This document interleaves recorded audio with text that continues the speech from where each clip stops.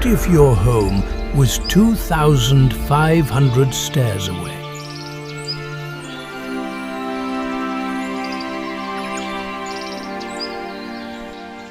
Where going to school meant risking your life.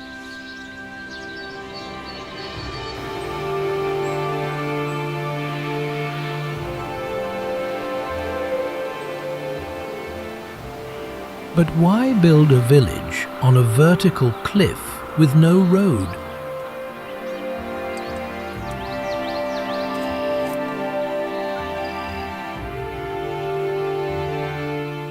Today we're exploring the world's most dangerous stair village.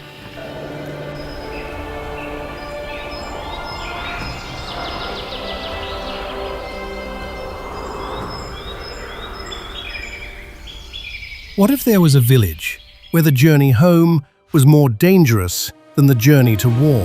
A place called Atuair, hidden high in the Leang Shan mountains of southwestern China, where, for generations, people lived on the edge of a towering cliff. There were no roads leading to the village, only a fragile wooden ladder fastened to the cliff. The only way in or out was to climb nearly 800 meters up a fragile ladder fastened to the rock face. Imagine sending your child to school knowing they must scale a vertical cliff before they even reach the classroom.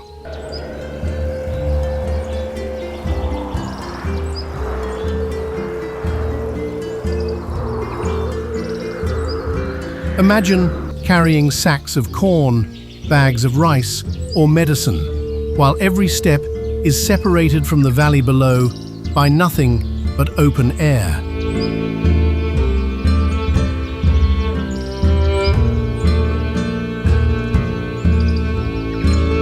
For the people of Atuair, this was never an adventure.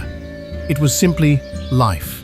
Long before steel stairways replaced the old wooden ladders, every sunrise began with a climb, and every return home demanded courage.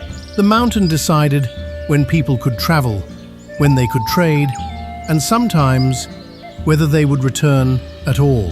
Yet, despite the danger, families continued to call these cliffs home, because these cliffs were more than stone. They were home. This is the story of Atuair, a village that the world came to know as China's Cliff Village.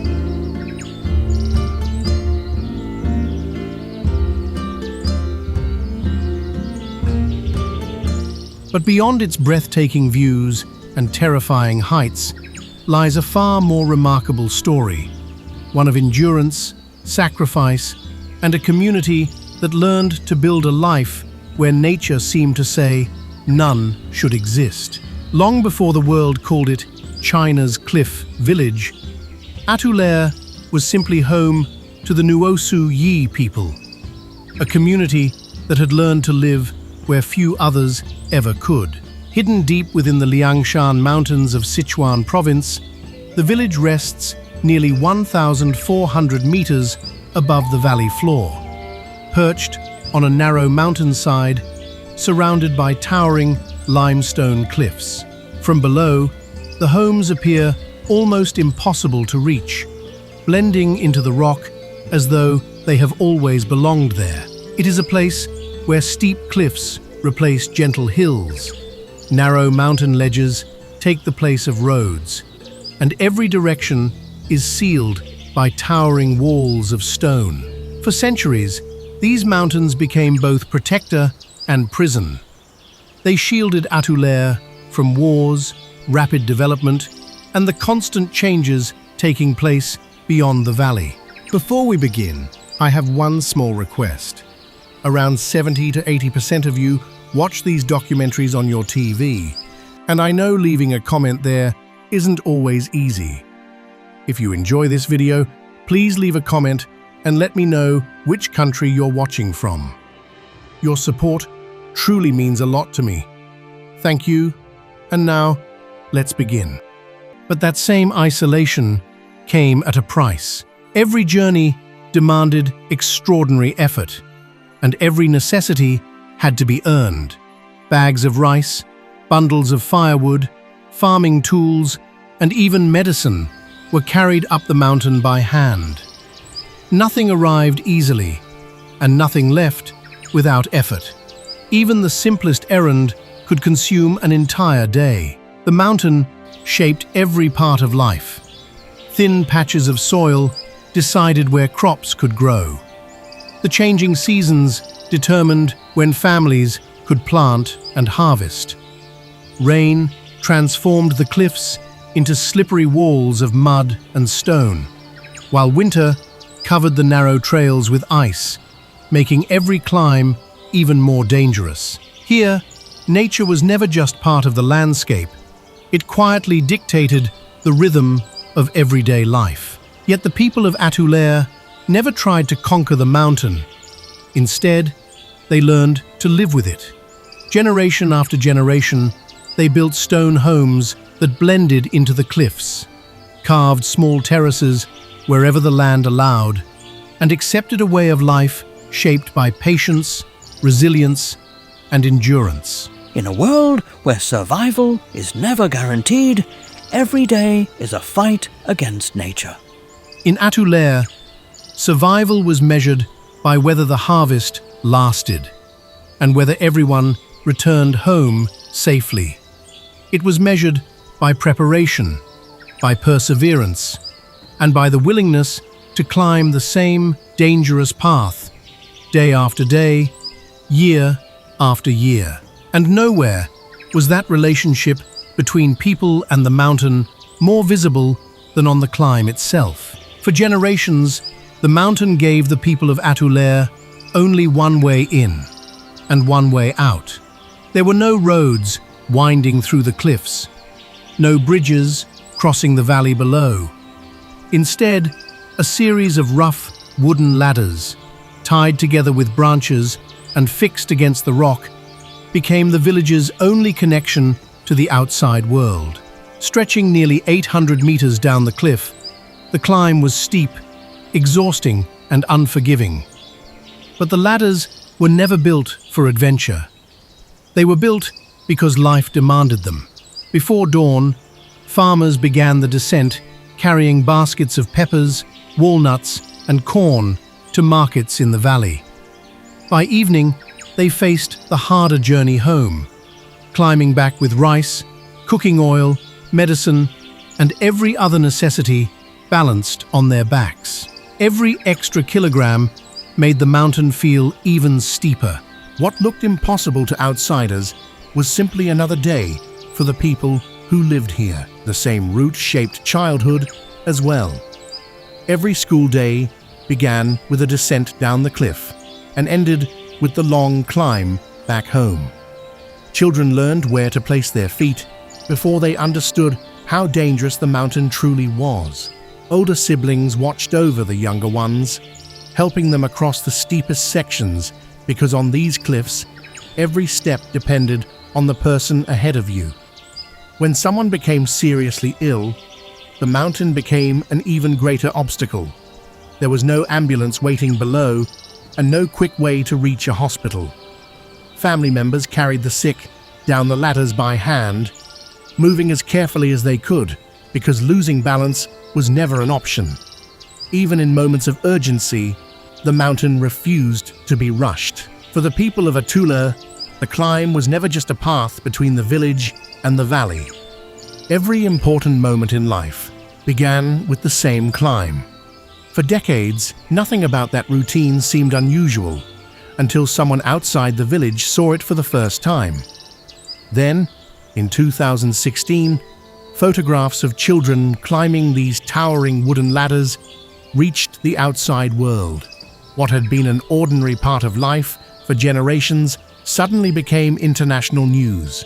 Millions saw the danger for the first time, and soon, the mountain that had hidden Atuair for centuries began to draw the world's attention.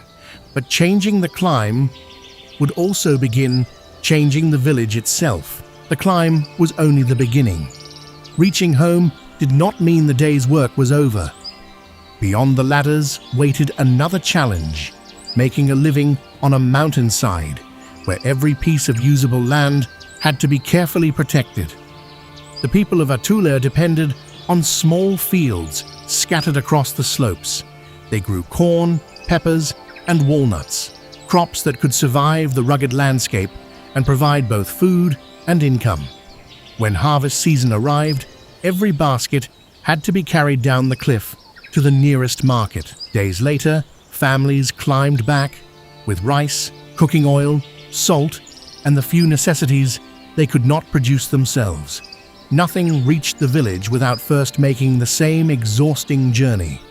The climb didn't end at the fields. It followed every meal, every harvest, and every season. Life moved with the rhythm of the mountain. Before sunrise, families headed to their fields.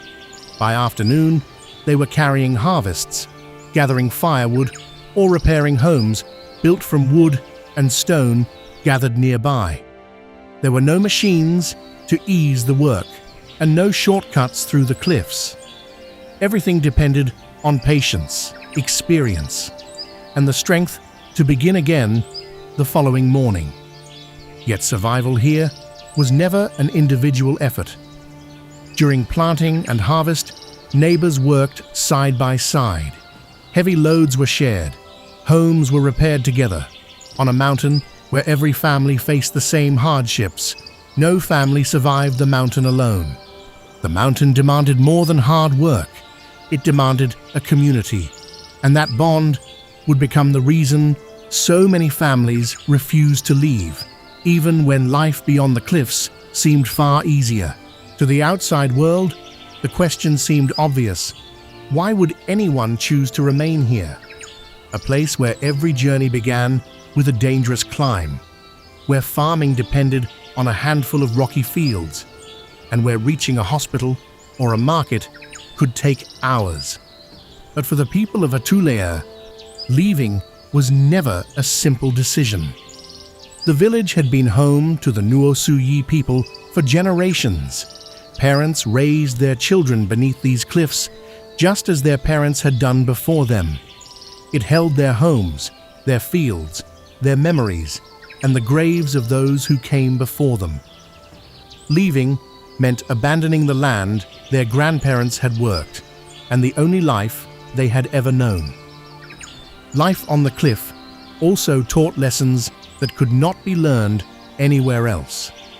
Children grew up watching their parents climb the ladders, work the fields, and depend on neighbors whenever hardship arrived. Skills were passed down through daily life, not in classrooms, but through experience. Children inherited more than a home. They inherited the knowledge to survive it. That deep connection kept the village alive for centuries. But beyond the mountains, change was quietly making its way toward Atuair. And for the first time in its history, Atuair was about to change forever. Beyond the Leang mountains, few people knew the village even existed. The dangerous climb was simply accepted as part of life, repeated day after day by parents, children, and grandparents alike. Nothing about it felt unusual to the people who lived there. It was the only life they had ever known. Then, in 2016, photographs of young children climbing the village's towering wooden ladders spread rapidly across China. What the villagers saw as an ordinary journey, millions of others saw for the first time with disbelief. Atuair became known as China's Cliff Village.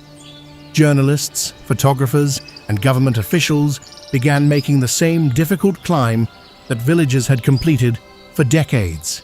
They came to witness a place that seemed almost impossible, a community still separated from the modern world by a near vertical mountain.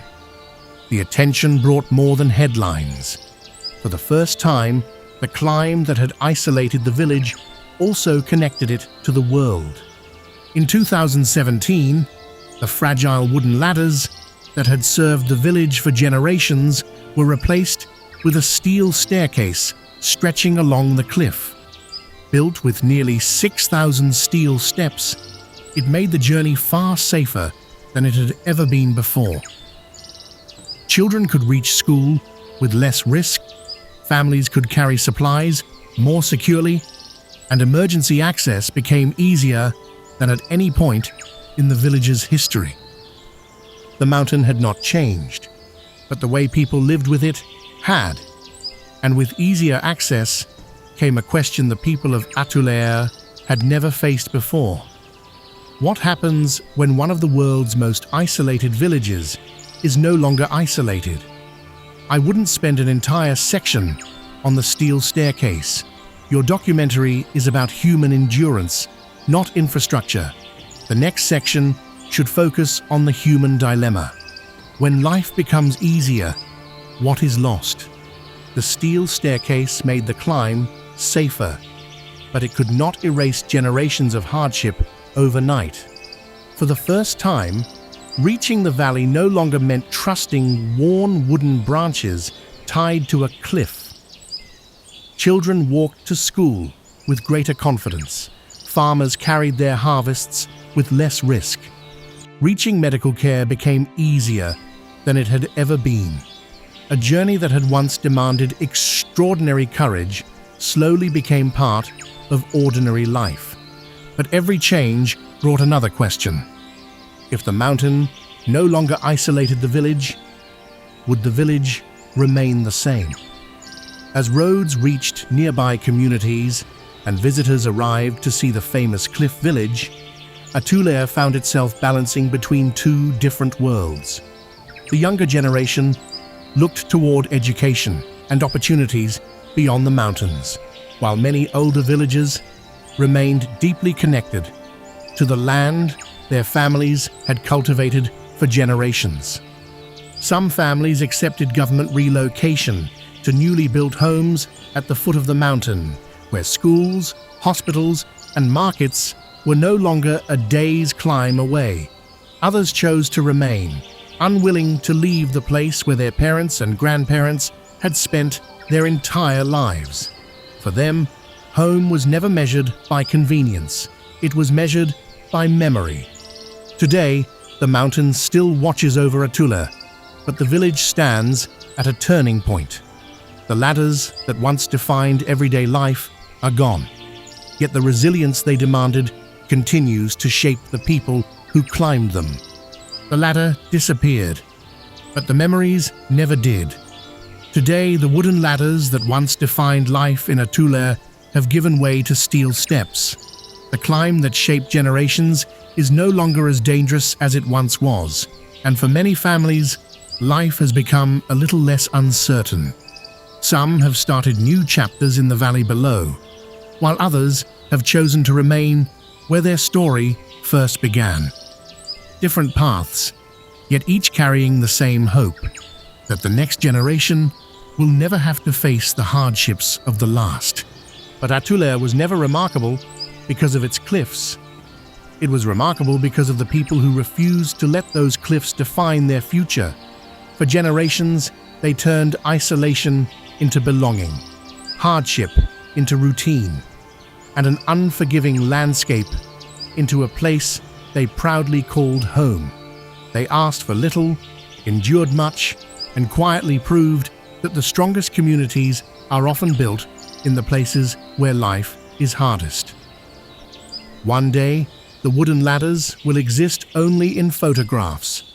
Visitors will come and go. The village will continue to change, just as every community eventually does. But the story of Atuair will remain, not as the village that clung to a cliff, but as the people who climbed it. And perhaps that is the greatest lesson this mountain leaves behind. The greatest acts of courage are not always remembered in history books. Sometimes they are found in the quiet determination of ordinary people who simply refused to stop climbing.